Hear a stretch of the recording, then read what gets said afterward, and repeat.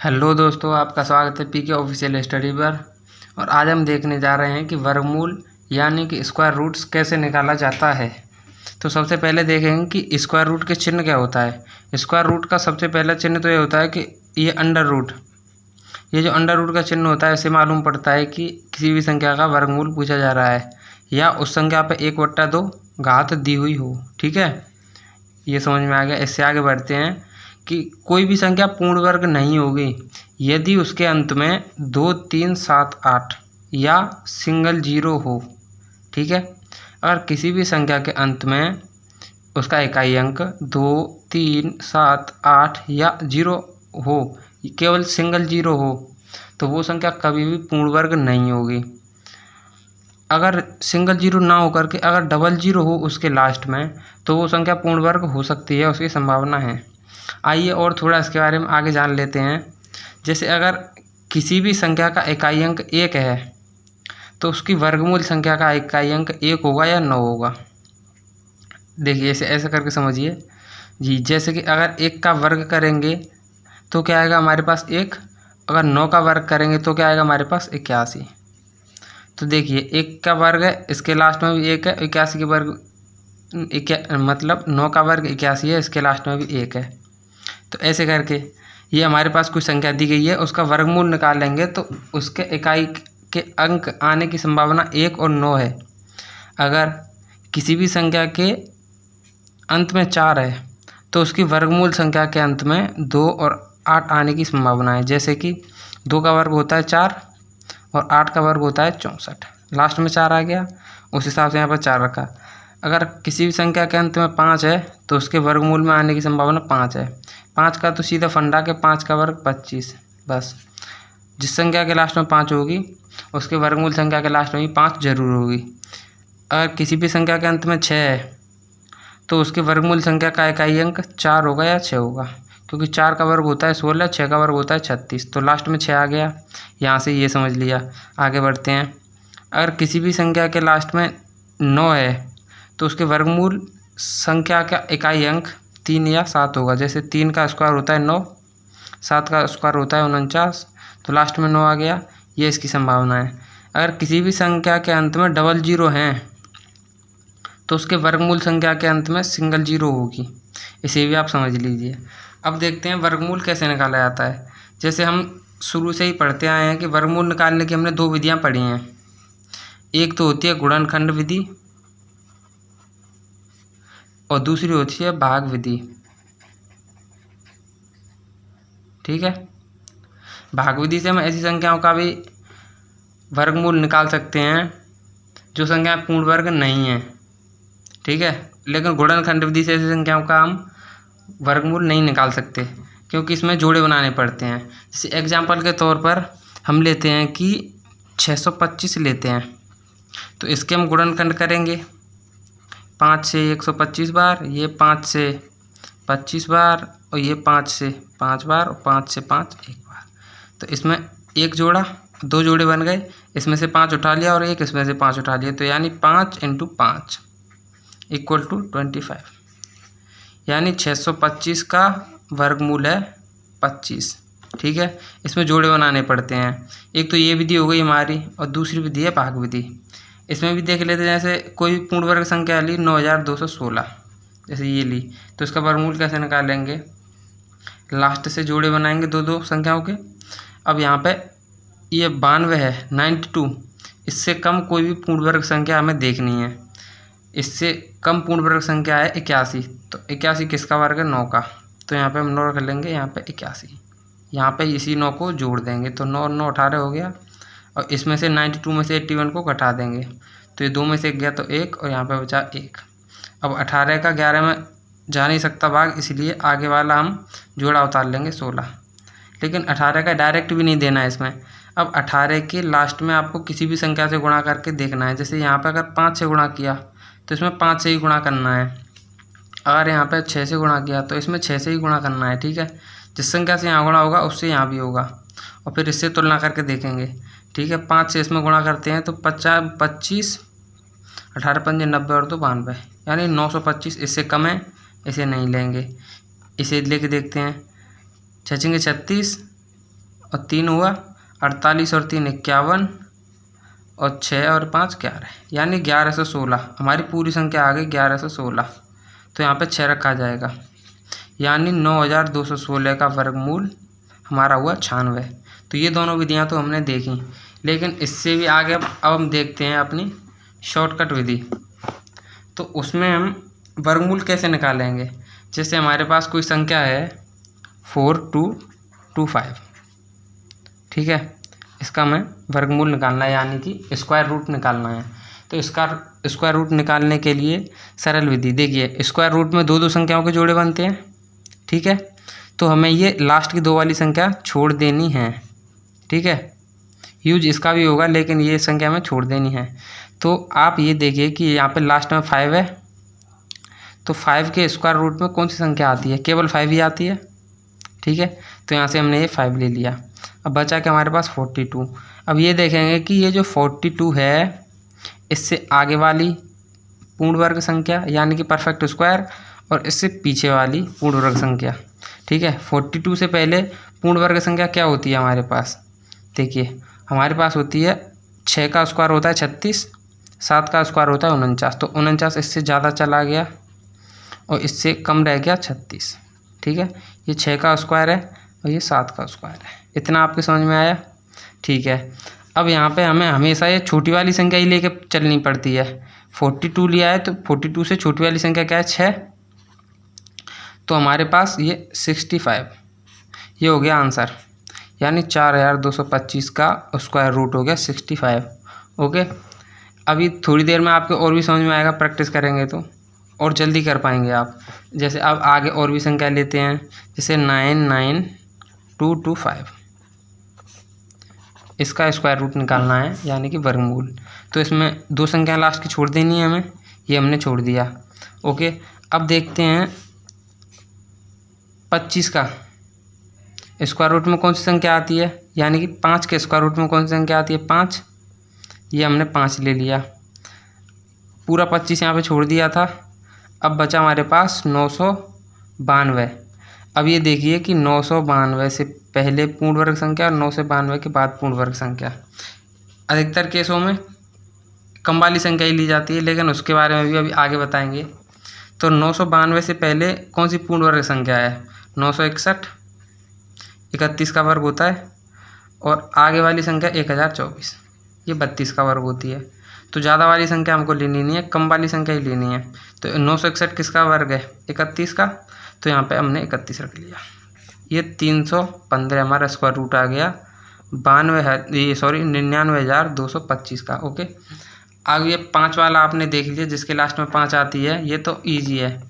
और भी देखते हैं, जैसे हमने आगे एक संख्या ली क्वेश्चन नंबर 3 के तौर पर 6241।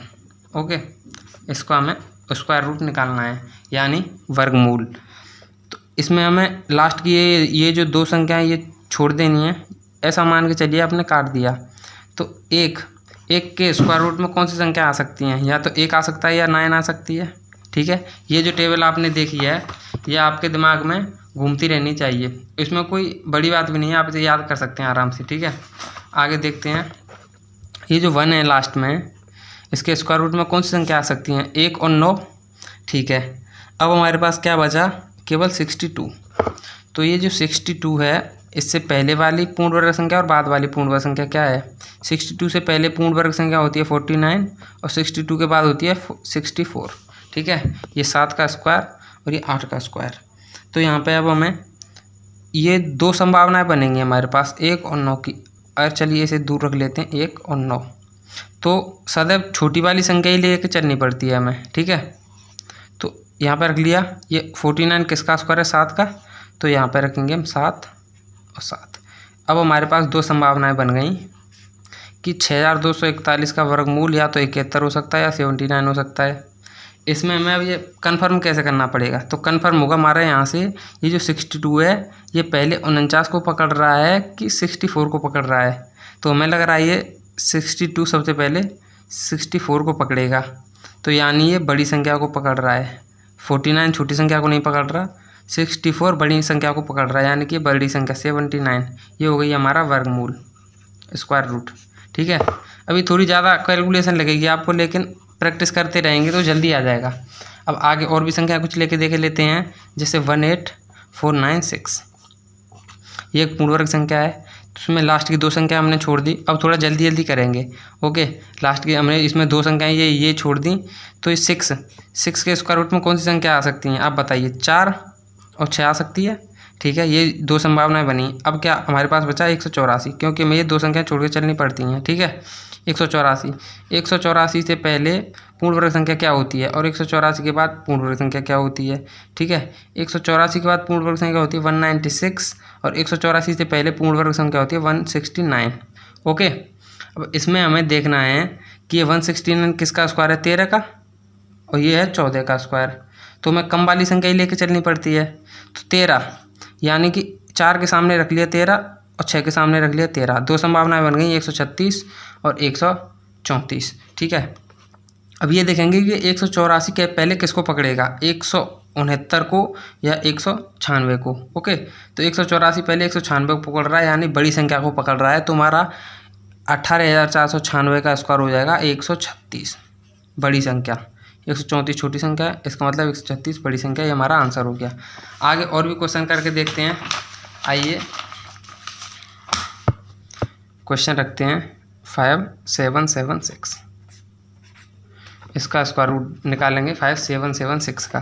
लास्ट की 2 संख्याएं छोड़ दी, तो 6 के स्क्वायर रूट में कौन सी संख्या आ सकती हैं, या तो 4 आ सकता है या 6 आ सकता है, ओके। तो अभी 57 से पहले पूर्ण वर्ग संख्या कौन सी है, 57 से पहले पूर्ण वर्ग संख्या कौन सी है, और पूर्ण वर्ग संख्या 57 के बाद कौन सी है। 57 के बाद पूर्ण वर्ग संख्या 64 है और इससे पहले है 49, ठीक है। हमेशा कम वाली संख्या ही लेते हैं। तो 49 किसका स्क्वायर है, 7 का। तो यहाँ पे 7 रख के देख लिया, यहाँ पे 7 रख के देख लिया। 72 और 76 हमारे पास ये 2 पॉसिबिलिटीज़ बन गई, ठीक है। अब देखते हैं 2 संभावनाएं हमारे पास हैं। तो ये 57 पहले किसको पकड़ेगा, ठीक है। अगर 57 को 64 के पास जाना है तो इसे 7 जोड़ना पड़ेगा, और इसके पास जाना है तो इसे 8 जोड़ना पड़ेगा। तो इसे पहले इसको पकड़ रहा है, यानी कि ये बड़ी संख्या को पकड़ रहा है। तो इसका स्क्वायर रूट हो गया 76, यानी 76 हमारे पास वर्गमूल आ गया, ठीक है। और भी क्वेश्चन देखते हैं आगे। 5184, इसका स्क्वायर रूट निकालना है हमें। तो लास्ट की 2 संख्याएं छोड़ी हैं हमें, इससे कोई मतलब नहीं है। लेकिन ये जो 4 के स्क्वायर रूट में कौन कौन सी संख्याएं आ सकती हैं ये भी तो देखना है। तो 2 आ सकती है और 8 आ सकती है, ठीक है। अभी 51 से पहले पूर्ण वर्ग संख्या क्या है, हमने आपको बताया है कि सदैव छोटी संख्या ही लेकर चलनी है। इससे पहले छोटी संख्या लेनी है, लेकिन बाद में ये देखना पकड़ेगा किसे, तो उसके हिसाब से इन दोनों में से छोटी और बड़ी संख्या हमको छांट लेनी है, यानी कि चूज कर लेनी है, ठीक है। अब 51 से पहले पूर्ण वर्ग संख्या क्या होती है, 49, ठीक है। और 51 के बाद कौन सी संख्या होती है, 64, ठीक है। 49 7 का स्क्वायर है, तो यहाँ पे 7 और यहाँ पे 7 रख लेंगे। 2 संभावना बन गई 72 और 78 हमारे पास। 51 पहले किसको पकड़ेगा, ये तो आपको दिख रहा है, साधारण सी बात है। 49 को पकड़ेगा पहले, क्योंकि इसमें और इसमें 2 का ही अंतर है। तो छोटी संख्या को पकड़ रहा है, इसका मतलब छोटी संख्या 72 हमारे पास स्क्वायर रूट आ जाएगा वर्गमूल, ठीक है। अब ये तो आपने देख लिए बिना दशमलव वाले।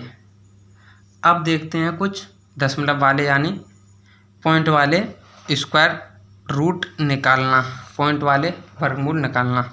देखिए यही संख्याएं हैं ना जो आपके पास, इन्हीं संख्याओं के हिसाब से देख लीजिए, कैलकुलेशन करने की ज़रूरत नहीं पड़ेगी। 42,225 हमको दिया हुआ है, ठीक है।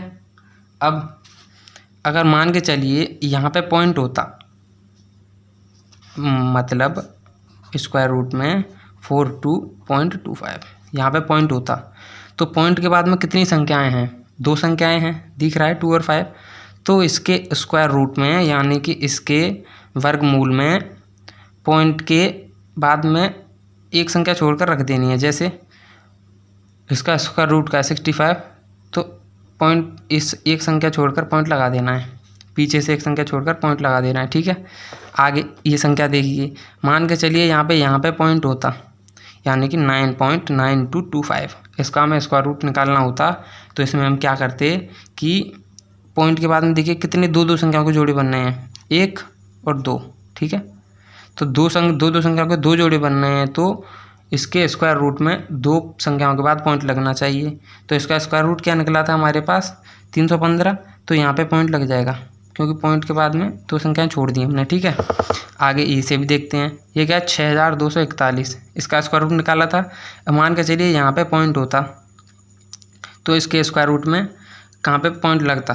पॉइंट के बाद में दो संख्याओं के 2 जोड़े बनने हैं 6241, तो यहाँ पे पॉइंट लग जाता। 2 संख्याओं के बाद में पॉइंट लग जाता। आगे 0 रख लीजिए, रखिए मत रखिए, इससे कोई मतलब नहीं। ठीक है, ये हमारे पास दिया गया है। ठीक है, अगर यहाँ पे 0 होती और यहाँ पे पॉइंट होता, समझिए ये थोड़ा बाहर चला गया है, उस पर गौर ना जाए।